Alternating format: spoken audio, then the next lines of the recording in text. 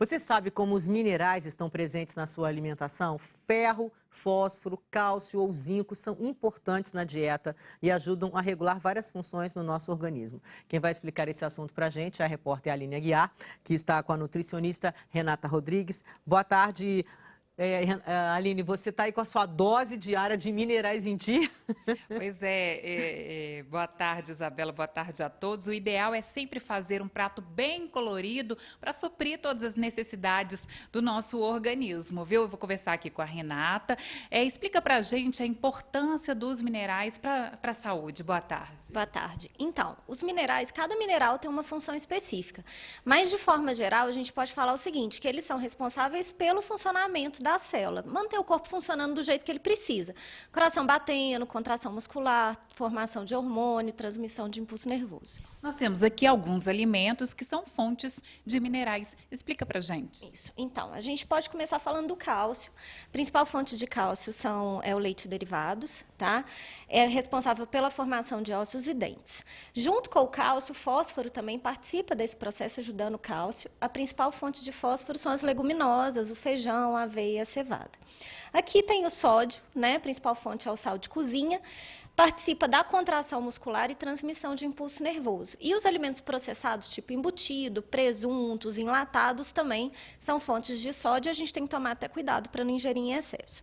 Aqui, muita gente não sabe, mas a soja ela é fonte de ferro.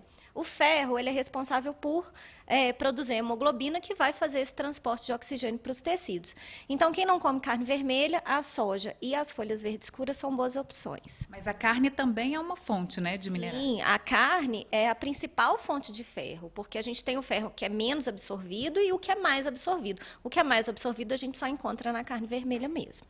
Aqui a gente pode continuar com a batata e com a banana. São fontes de potássio. Tá? O potássio também está envolvido na contração muscular e na excitabilidade do tecido nervoso.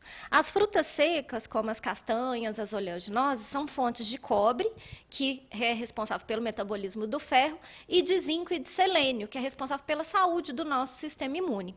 E ali, por último, eu acho legal falar, porque o pão integral e os grãos integrais, de forma geral, são fontes de cromo.